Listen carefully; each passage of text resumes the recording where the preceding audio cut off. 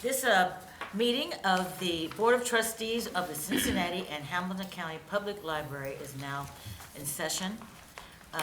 Welcome everyone. I am retired Judge Nadine Allen, Vice President of this board, and I'm standing in the place of our President, Karen Clemens. There is no one here from public for me to read this part of it. So I'm going to ask Molly now to do the roll call of trustees in attendance. Miss Allen? Here. Mr. Harding? Here. Mr. Hendon? Here. Ms. Conan? Here. Thank you. Okay, introduction. The first item on today's agenda is the director's report from our distinguished executive director, Paula Heger Clemens. Paula Brem-Heger. There you go. Thank you. Thank you, Vice President Allen. I appreciate that. I am going to start off today by thanking everyone for being here and to start with our annual circulation rankings. So, if you are a regular follower of our board, you know that the August Director's Report often highlights and discusses annual circulation rankings for public libraries from across the U.S. and Canada. As noted last year in 2021, the information had been provided courtesy of the Public Library Association's Public Data Service, the PLDS, which is a survey for many years. In 2019, that sponsoring organization voted to sunset the survey, so the last data that was available was actually from 2018, and we reported on that in August of 2019.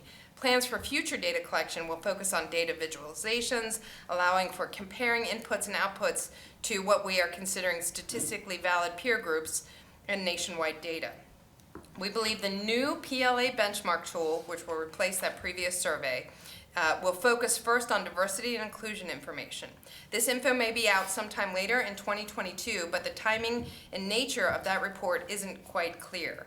The PLA benchmark is unlikely to provide the statistical comparisons on which we reported each August. Additionally, the transition to the new tool has probably been complicated by the pandemic, and valid statistical comparisons covering the last 2 or 3 years will be very difficult as libraries were open and closed to widely varying degrees across North America in 2020 and 2021. Our library, of course, was completely closed for in-building visits for less than 3 months, way back in the spring of 2020. Last year, we offered some statistical context for our use relative to libraries nationally by reviewing data measurements provided by the Institute of Museum and Library Services, the IMLS Public Library Survey. Earlier this month, the IMLS released the last data from 2020, their public library survey that year. The annual data collected by the IMLS was gathered from about 9,000 public libraries across all 50 states, the District of Columbia, and U.S. territories. So there are several issues that make that data not as accurate or as useful for comparison and context as the previous PLDS. So please note, for example, dates for collection and data vary, with some libraries following their fiscal year for data, July to July, and others, like our library, following a calendar year. IMLS data is often not usable for us to compare for some metrics like visit counts, as it's really this kind of unusual estimate by them rather than a reflection of our actual visit. Visit information is not included in my report due to our belief that the methods IMLS employed for the calculations and estimations are pretty inaccurate for valid comparisons. So that's a big lead up. I know it's a lot of information, but I say that because if you look at what the IMLS data says, we do appear to be, in their straight data, 5th in total circulation and 3rd in circulation of physical material. So that is an impressive context for everyone, but it's not really accurate when you report or you adjust for those reporting dates. So when one compares us to other libraries that have nearly all of their 2020 in their data, those that put in January 2020 to December of 2020, like we did, we rank 2nd in total circulation and 1st in circulation of physical material. So I report all of that to provide context, but not direct comparisons to those annual rankings that we used to publicize. That said, I'm going to end on just saying I can say with total confidence we are clearly an amazing and very busy library system. So I just didn't want you to wonder where those rankings went. That's a rather lengthy discussion of them, and we do it every August, so that's where we're at right now. Going on to something a little more straightforward, we have a couple of library staff members who have won Ohio Library Council awards for the second year in a row. We have won 2 of OLC's prestigious annual awards. Our Reading Branch Library Customer Service Specialist, Laura Rosario, has been named the 2022 Service Excellence Award winner. This award recognizes the achievements of a library employee who, among other criteria, exhibits excellence in performing their job, including enabling the library to best serve its constituents and exhibits stellar customer service internally and externally. Laura's winning nomination highlighted how kind and compassionate she is, noting that, quote, even the most distressed customer finds she can help them feel a moment of peace. And may I add that the Reading Branch is my personal favorite library. So that's where I go for them to take care of me and whatever it is I need, like copying or managing something technical. Just wanted to add that. So I'm very proud of Laura Rosero. Absolutely. I'm glad she can give you a moment of peace. That's great. Another great library is the West End Branch, and West End Branch Manager Kaloni Parks and also Genealogy and Local History Reference Coordinator Kent Mulcahy led the West End Story Projects, the winner of the 2022 Library Innovation Award, which recognized the wide variety of expertise and creative talent incorporated in Ohio public libraries by honoring a program or initiative that breaks new ground in library service, significantly benefiting the community it serves. The West End Stories Project podcast updates the idea of oral histories for today's customers. It may be one of the only or one of the only oral history podcast produced by a public library. The project is multifaceted and includes blogging and digital preservation of photographs and documents. So again, congratulations to Laura, Kaloni, and Kent. Winners will receive their award at the OLC Convention and Expo luncheon on September 28th in downtown Toledo at the conference. So yay for them. Yes. We have a very brief DEI update. The library's Diversity, Equity, Inclusion, and Culture Director, Dr. Ashley Dees, is planning for the remainder of 2023. As will be highlighted in the upcoming Human Resources report, a central piece of the DEI efforts this year will be our staff development days that are coming up here in August and early September. Additionally, the recommendations from the Calibrated Lens report are being reviewed by Dr. Dees and senior leadership to ensure the recommendations are being crosswalked to an action plan with transparency and accountability. So more to come on that. My report closes out with our library closing schedule for 2023. Hopefully I got all the dates to match the actual day of the week. If you see any errors, please let me know. And then our board meeting dates, again next year, we will focus on the second Tuesday of every month, and then we have proposed locations there as well. So we need a motion. I move that we accept this report. Second. All in favor? Aye. Next action item is the report of Mr. Hendon to present the Facilities, Finance, and Audit Committee report. All right, this is from Molly DeFosse, Financial Officer. The Facilities and Finance Audit items. Main Library Project Update. In June, the board authorized a GMP amendment to include the social stair and the interior renovations. The GMP inclusive of CMR fee and the CMR contingency equal to or less than $18,500,000. The GMP was executed for $18,483,653. The work on the plaza and basement demolition is ongoing. The elevator project is expected to be completed by the end of August. Turner continues to manage the supply chain and market challenges. Following change orders have been approved and are submitted for confirmation. One's for Turner Construction, deduct for removal of drinking fountains from project, credit of $5,931. Library demolition curtain wall project, Turner Construction, add masonry drain tile, $31,368. Now, the Forest Park Branch property exchange. Library has completed test borings on the proposed site. There are some areas where the soil may require additional support, but it's considered manageable. We're currently evaluating the implications of a transformer on the property. The City of Forest Park is in the process of completing the survey and parcel definition. The current agreement specifies a closing no later than 120 days from the contract execution, which is August 14, 2022. we're requesting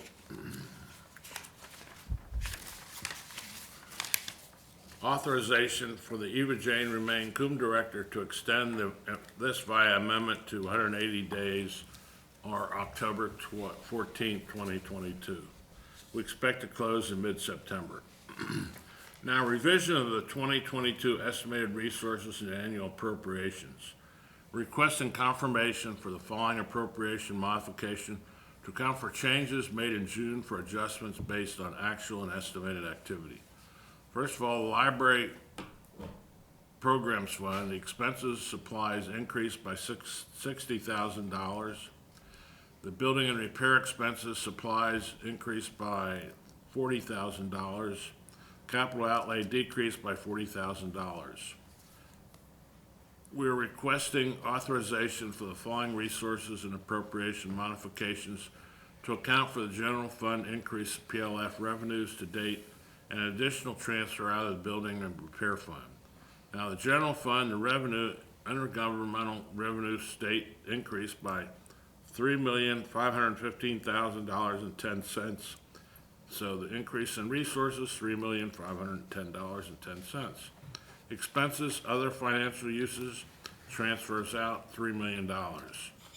Building and repair fund, revenue, other financial services, transfers in $3 million. Now, authorization to transfer funds. Authorization is requested to transfer those funds included in the above revisions of the 2022 estimated resources and annual appropriations. Now, ongoing maintenance in the 2021 to 2023 project.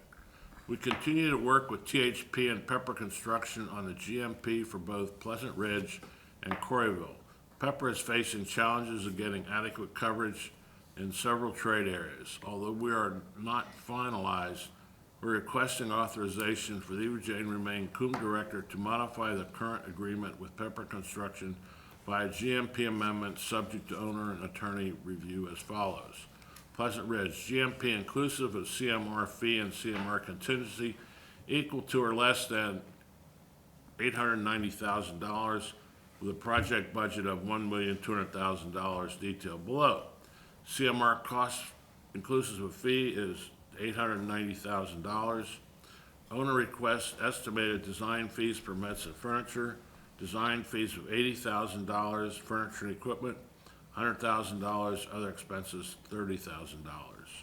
For a total contingency, or there's a contingency of $100,000, or a total cost of $1,200,000.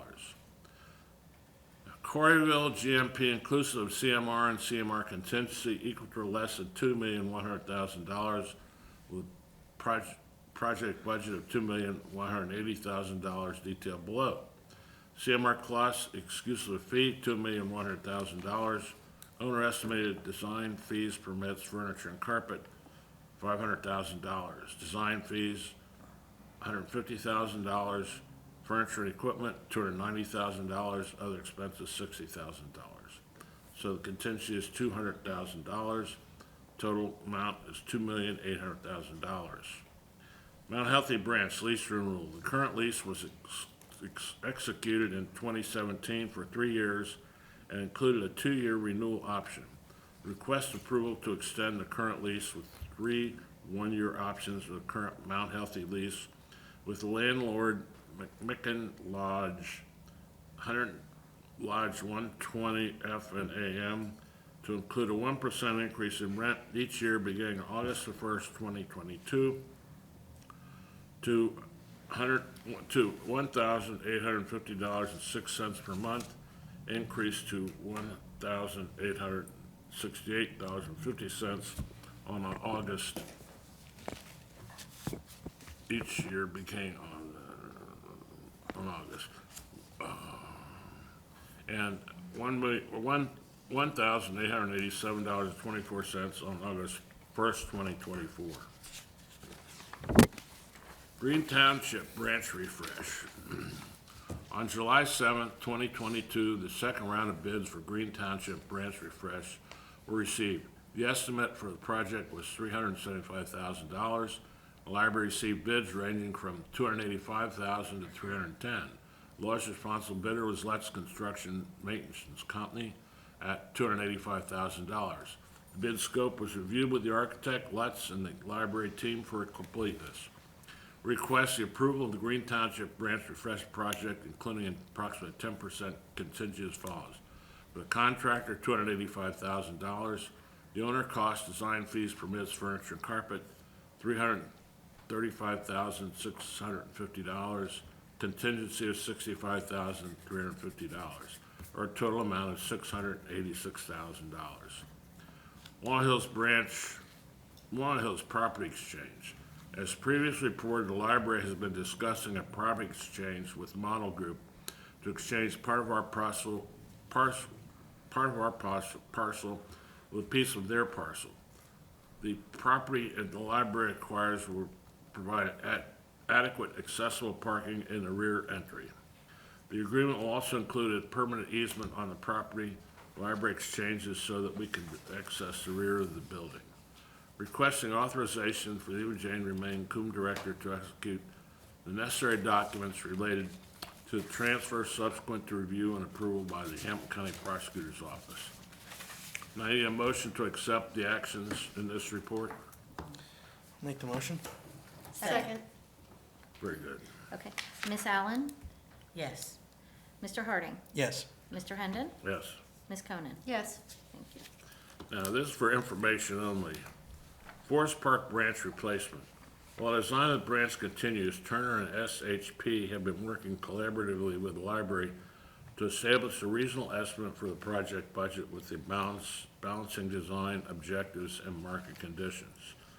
The FMP placeholder for this was estimated in 2019 at $12.3 million.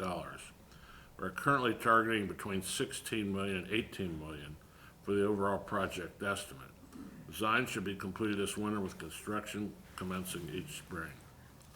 Walnut Hills Branch accessibility. The building and site work are almost complete, and we anticipate furniture installation to begin in mid-August. We were recently notified of delays in the shelving being delivered. We're hopeful that it will be here in September. Once it arrives, library materials quickly installed and grand opening scheduled shortly thereafter.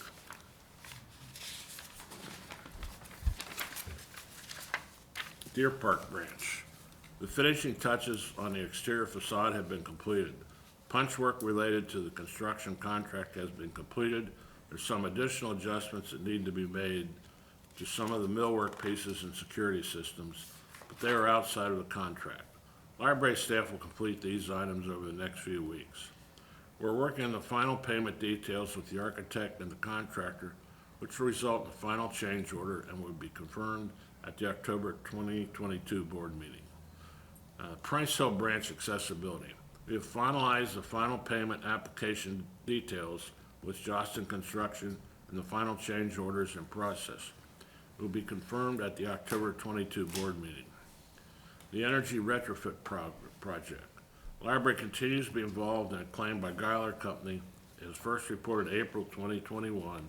Work performed which was greater than the contract scope. The Hamilton County Prosecuting Attorney's Office is representing the library in that matter. The two past mediation efforts were unsuccessful, and the matter is currently scheduled for trial in 2023. Now, Marriott Exterior Courtyard Project. The project is complete, and the grand opening ceremony is in the process of being scheduled. A new space provides very useful covered space with comfortable seating in a previously unutilized space. Hyde Park Branch elevator replacement and renovation. Planned work for this parking lot by the neighbor development for early August has been delayed a few weeks. We expect this work to begin in the next several weeks. The second phase of the work, which will make permanent improvements to the parking lot, is expected to begin October and align with our interior renovations. Emerson, the project architect, has been working quickly on a renovation design to improve the location of the elevator and overall branch accessibility. The plan will also work to incorporate as many of the next generation library principles as possible. As noted above, we anticipate this work to begin in mid-October. The branch will be closed during the renovations. Once details are finalized, Library team will work out the communication plan. Now, 2021 audit, Ohio State award with distinction. 2021 audit is complete, and reports were sent to each of the board members and auditors early this summer. Library was presented with the Ohio Auditor's State Award with distinction by Keith Faber. Every time I hear that guy's name, I think of Animal, or not Animal, what's the one, Faber University? What is it? It's Animal House. Great memory. Keith Faber, Now that's gonna be stuck in my head. Yeah. Auditor of the State on July 20th, 2022. The award is presented to local governments and school districts to meet the criteria of a clean audit report. An entity must file financial reports with the Auditor of State's office by the statutory due date. Without extension via the Hinkle system on a GAAP accounting basis and prepared a ACRF, annual comprehensive financial report, and the audit report does not contain any findings or recovery material, citations, material weakness, significant deficiencies, uniform guidance, single audit findings, or question cost to entities management. Letter contains no comments related to ethics referrals, questions, costs, less than the threshold for the uniform guidance, lack of timely reporting submission, bank reconciliation issues, failure to obtain a timely single audit in accordance with the uniform guidance, findings for recovery less than $500, public meetings and public records issues with the entity, and no other financial or other concerns. Congratulations, Molly. Yay, Thank Molly. you. Thank you. It's a team effort. This award is presented to less than 4% of the entities that are audited, and the 8th year the library has received it. Clap again. And that concludes my report. Thank you. And now I will present the report of the Human Resources Committee. And I'm the chair, Nadine Allen, and also present is Kyla Hardin, our Chief Human Resources Officer. So if I get stuck on anything, I'll refer to her. On the benefit premium change, in January 2023, the library will begin taking benefit premium deductions in the month that they are incurred, rather than the month prior. This change aligns with the capabilities of our new HR payroll information system, and I'm going to call it from now our HRIS, and will make the administration of benefits a more streamlined and efficient process. To facilitate this change, staff will not have benefit premiums other than their approved HSA and FSA contributions deducted from their pay during the month of December.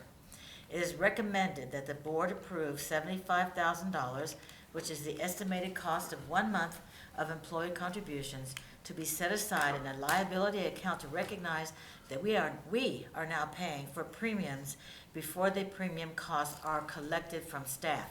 And on this, I move that the board approve this recommendation. Make the motion.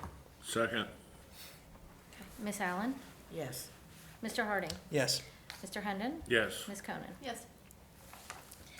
The following information are for information only. Staff Development Days. We are excited to host our Staff Development Days throughout August and September. This year, we will host 17 sessions, so the staff can gather in smaller groups for an interactive development session created and facilitated by our Diversity, Equity, Inclusion, and Culture Director, Dr. Ashley Dees, and co-facilitated by our Staff Development Coordinator, Jen Rushi.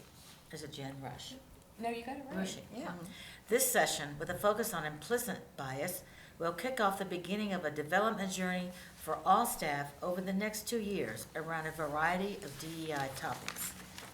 Can we sneak in and take participate? We're gonna all Special session, but only prove in the ourselves. Reading branch, Oh, right? okay. HRIS implementation go live date revision. Human Resources and the Fiscal Office continue to partner on the setup and implementation of a new HR payroll information system.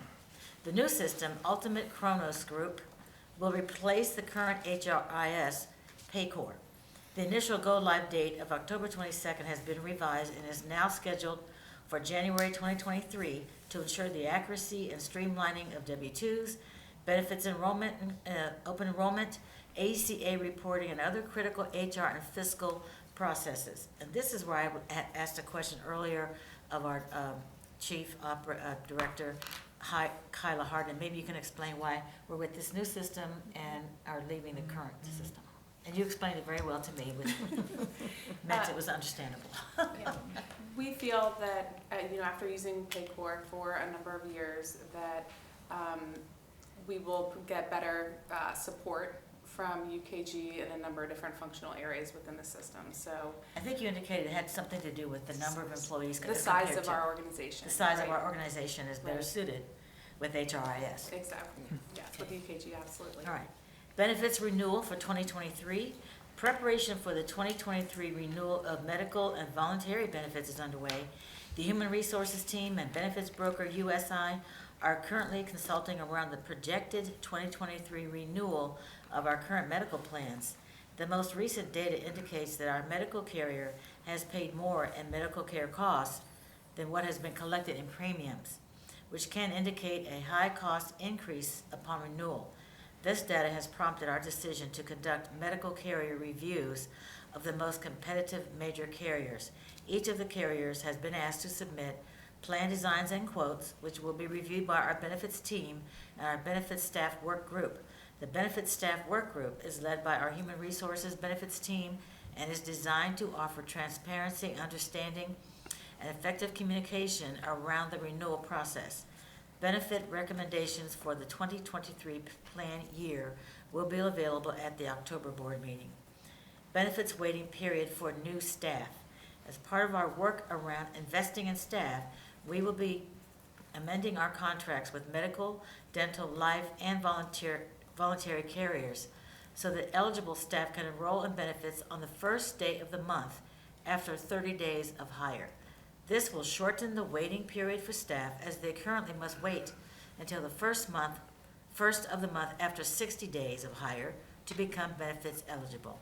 This change will be effective November 1st, 2022 to allow for staff hired in November to be benefits eligible on January 1st, 2023. That's a pretty big move and a pretty big benefit. So we are investing in staff, as we promised. Main library subsidy. As mentioned in the June meeting, due to additional costs that staff incur from working at the main library, we are continuing to investigate the possibility of a main library subsidy. We are assessing best practices and tax implications to be able to recommend a feasible and sustainable option at the December board meeting. And that concludes my report. Now we'll move on to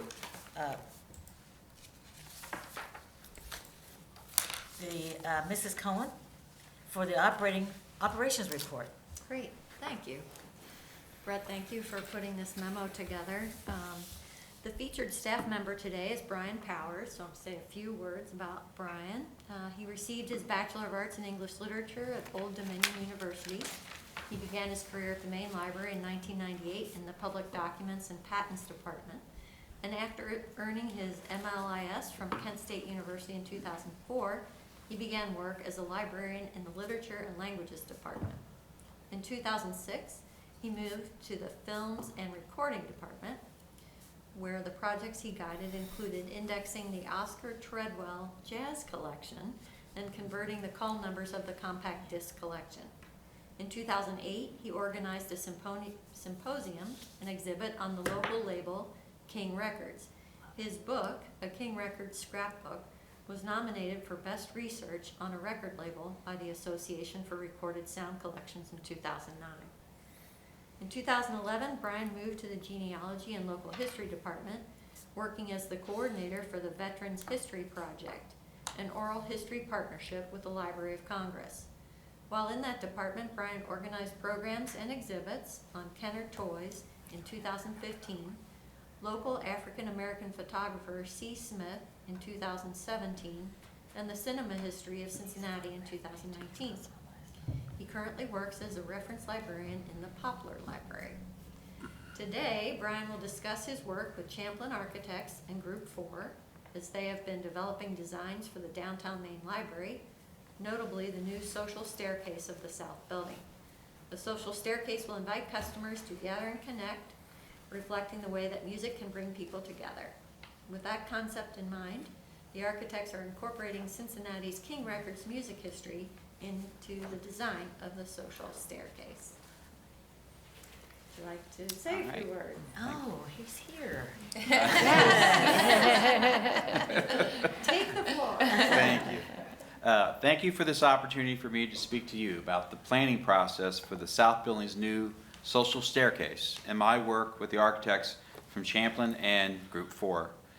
When I got involved in the project, the architects had already developed a visual concept of a musical timeline on the staircase to celebrate Cincinnati's music history. They used a discography of the great Cincinnati record label King Records as a foundation. They asked me to help extend that timeline from 1971, when King ended, to 2022. I used many resources and consulted various music historians and influencers. Using King as the template, the focus was on popular music with a Cincinnati connection, recordings that include blues, bluegrass, country, funk, gospel, jazz, punk, pop, rock, and rhythm and blues. The staircase showcases the national and international success of many Cincinnati musicians, including Doris Day, Roy Rogers, the Isley Brothers, Rosemary Clooney, Lonnie Mack, Pure Prairie League, Bootsy Collins, the Afghan Whigs, and the National. It also recognizes dozens of beloved local heroes.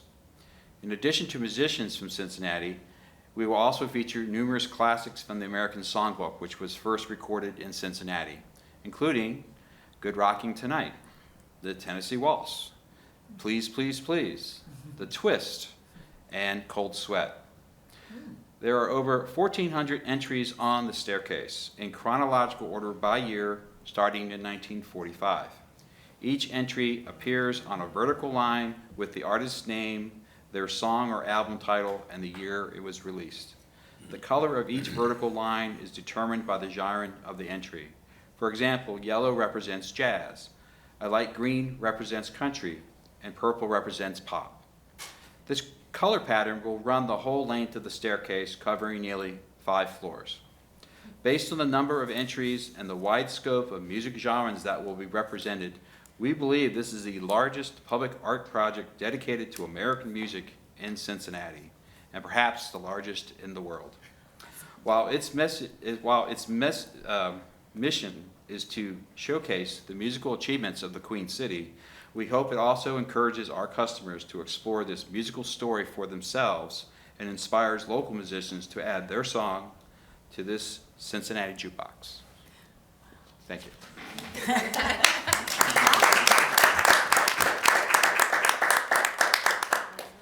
I can't believe the Twist was first recorded here. Is that what you're saying? Yep, Oh my God. Well, 1958. we could all get on the social staircase and do a twist. Everybody can do the twist. Liability waivers first. Yeah. Even if you're standing still. Maybe on the first step. Yeah. So, All right. we'll talk a minute about the yearbook digitization project. So, the Genealogy and Local History Department completed a yearbook digitization project that made an additional 700 yearbooks and 100,000 individual pages available for searching or browsing on the digital library. The project was completed as a part of the American Rescue Plan Act DigiHub grant administered by the State Library of Ohio, which included an award of $99,843 to upgrade the library's digitization equipment. The digital library now has over 1,180 yearbook volumes and more than 205,000 pages available for our customers. Thank you, Also thank you, very cool. thank you. And now I'd like to turn things over to Mr. Harding, Strategy Committee Chair. All right, well, thank you, Beth, for preparing this.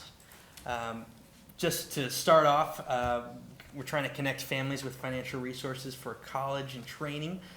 Free applications for the Federal Student Aid FAFSA is an online application process open to anyone pursuing formal post-secondary education from four-year colleges to vocational or trade schools and everything in between. According to Randy Gardner, the Chancellor of Ohio Department of Higher Education, public libraries can support workforce readiness in our youth by helping increase the completion rates of FAFSA. So this year, library staff will help customers completing the FAFSA. The library has partnered with the University of Cincinnati's One Stop to prepare staff for the FAFSA application period and plan a FAFSA event on November 5th at the Deer Park branch, where participants can complete the application and attend workshops on financial literacy and career planning. I will tell you, as a first-generation college student, going through FAFSA myself was a nightmare, so I think that's fantastic that we're doing this. Discover Summer ended on August 1st. In June and July, library staff hosted 423 programs for youth to help them practice their reading, math, and social skills in the break between school years. 554 families registered for the mobile app platform to track summer learning, and over 1,400 individuals submitted entries for the grand prize. In June and July, we served over 12,000 meals and snacks for youths, including 7,800 served in the library and over 4,700 distributed through meal box pop-ups. And thank you to the Development Office and Friends of the Library and Library Foundation for making Discover Summer possible. We've updated our voter information webpage and our internal staff civic engagement webpage for our customers and staff to easily access vital voting information and resources. Our partnership with the Greater Cincinnati Voter Collaborative continues, which has designated city precincts with the lowest voter registration and voter turnout to amplify our efforts to connect residents with voter registration, information, and myth-busting on the voting process as well.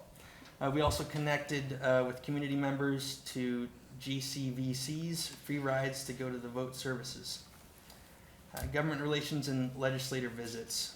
The library hosted State Senator Lou Blessing at the Cheviot Branch Library on August 4th to observe a STEAM Discovery Lab for youth ages 7 through 15. A program focused on the James Webb Space Telescope's first images, building rockets, and outer space. State Senator Cecil Thomas stopped by the library's booth at the Evanston Community Celebration to assist in giving away dozens of COSI learning lunchboxes. Boxes were provided to the library free of charge for a second year through a statewide partnership between Columbus's Center of Science and Industry and the Ohio Library Council. We are finalizing arrangements with the Shoemaker Advisors, a firm we have worked with at the state level, to finalize a consulting agreement for assistance in developing strong relationships with local city and county officials to help ensure understanding of all that the library does and to open up opportunities for potential partnerships. Mr. Harding, if I can just give a quick shout out to both Senator Blessing and also Senator Thomas at their events. I can't tell you how engaged they were. We were over at Cheviot, and I had promised not to tell facilities, but now I will go ahead and let folks know the bottle rockets ended up on the roof of Cheviot, one or two of them. And Senator Blessing spent 2 hours with us talking to the kids, and if you haven't seen the pictures, it's great. So I really appreciate him talking with us. And Senator Thomas at that event in Evanston, when we arrived, there were some kids around, but he was dissatisfied with the number of people at the library booth, so he went around and got every child he could, and we quickly ran out of our COSI boxes, thanks to Senator Thomas really rounding folks up and talking about how important science was. So I just wanted to go on the record as thanking them both because they did more than kind of stop by. They were highly engaged and extremely supportive, and it was wonderful to see them. Thank you. Wait a minute, I have a report too, of what our library does. So I got a frantic call on Sunday, this past Sunday, from a friend of mine who's doing some sort of back-to-school thing at Washington Park. And she's, Nene, we've run out of books. Can you get some library books? I'm saying, it's a Sunday afternoon. I don't know, I'll try. So I'll try.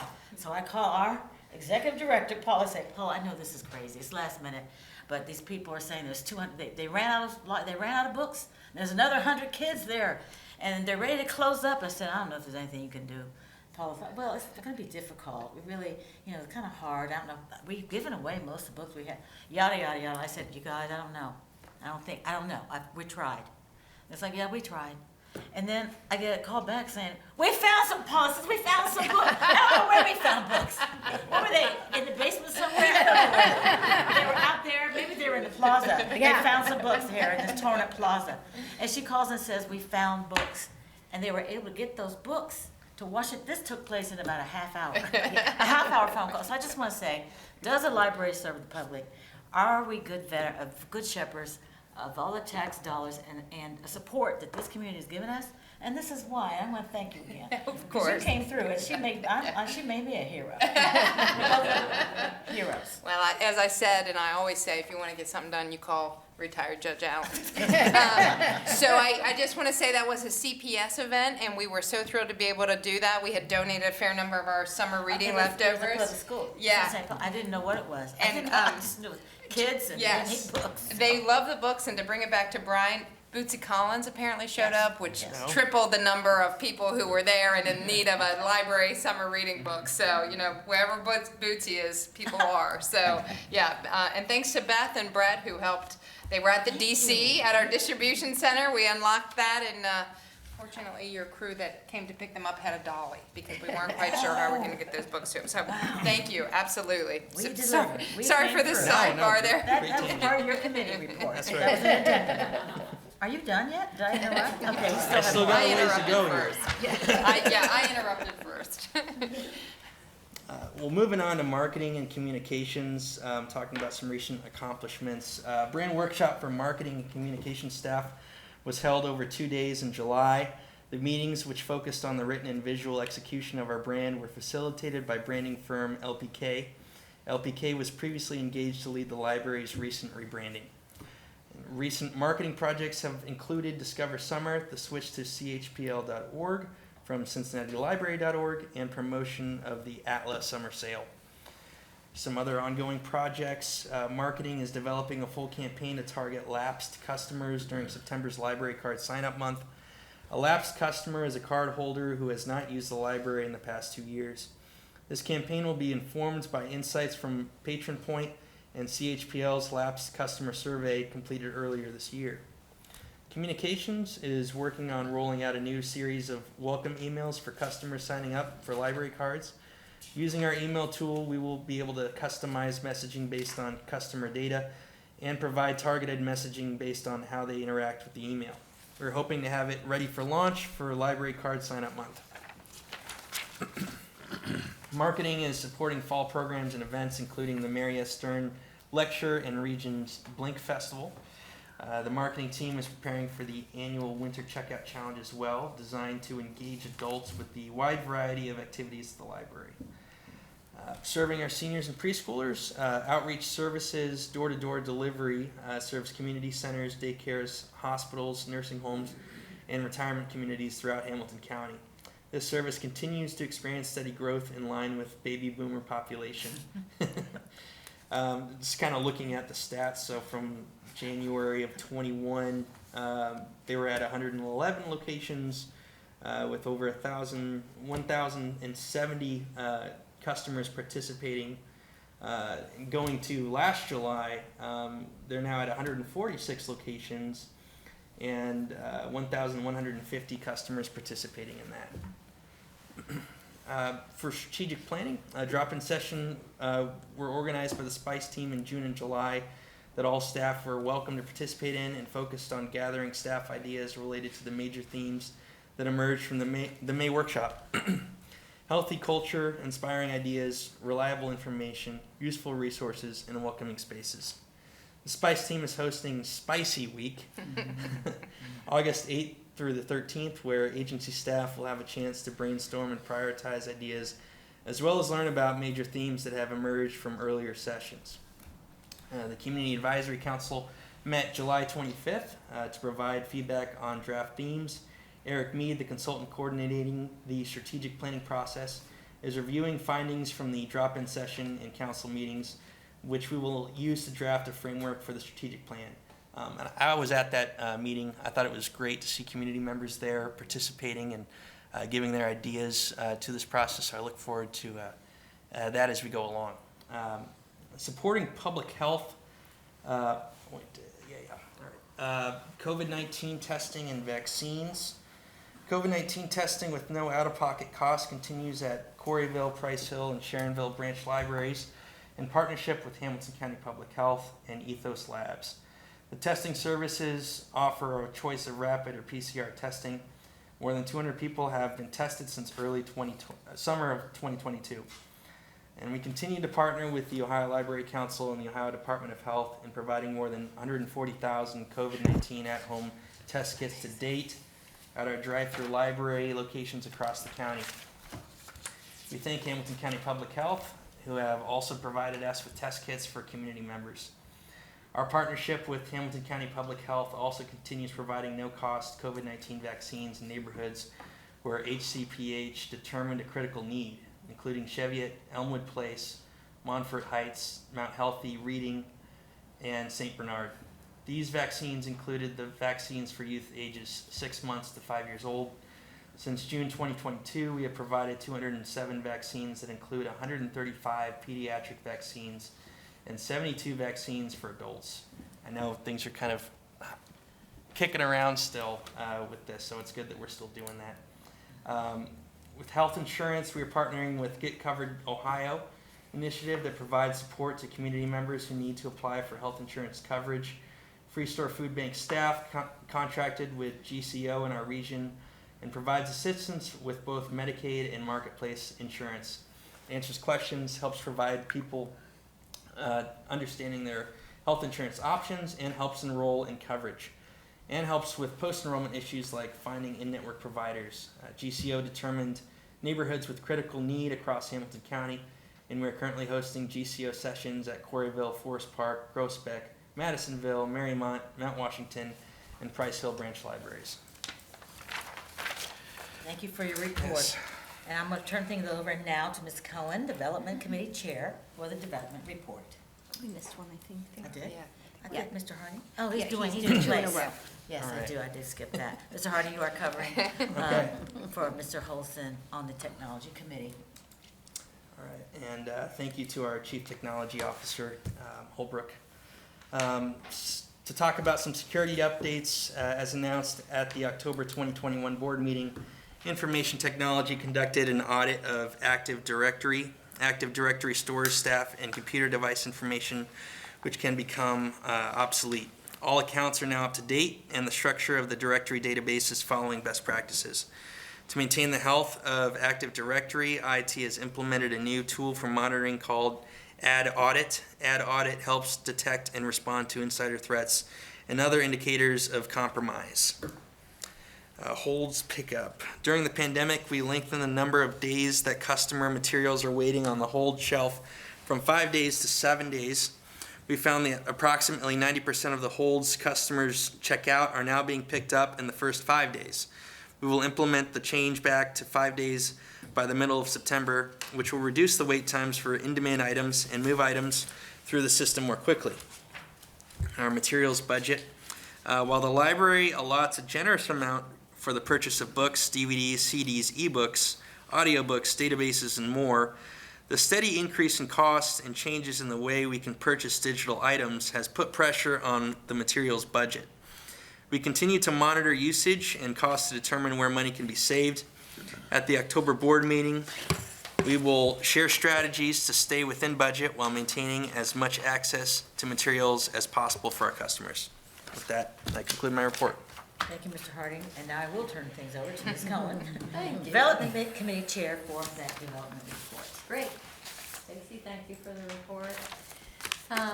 So the Development Office, the library has been the grateful recipient of several gifts since June, including a sizable contribution from the Lamacchia Family Foundation, so very generous. Discussions with the donors supporting the Marymount Branch project have concluded.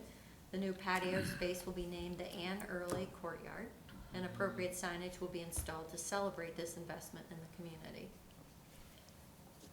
Talk a moment about the Library Foundation.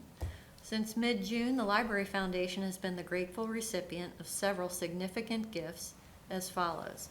An anonymous one to support the facility master plan, Charles H. Dater Foundation for homework helpers, Stern Family Fund to support the Mary S. Stern Lecture, John and Karen Martins, Sarah Corlett, and Jason Hampton and Patricia and H.C. Buckneyhoff.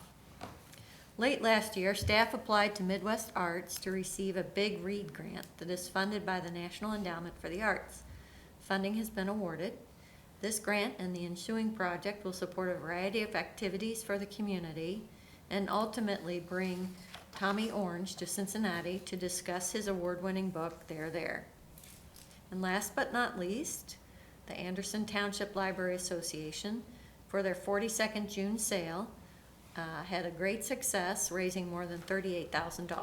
So I think a big thank you to all the people who contribute very generously to the success of the library. Thank you for your report. That's the end of mine. And that does conclude all of our reports for now, and we need a motion and a voice vote for approval of the consent items. I move we accept the report for the consent items. Second? All in favor? Aye. Aye. All right, lastly, I move to adjourn. I make the motion that we adjourn. Second? I won't wait for that. And then All in voice vote. favor? Yep. Aye. Yeah, Aye. okay. Thank you. That I concludes- think you can I So think- nice to see everyone in person. Yeah. Yes. Yeah, it really is. Yes, It really is. thank you. And that concludes this session of I the. feel like you should be able to Oh, pronounce your oh, name. yeah.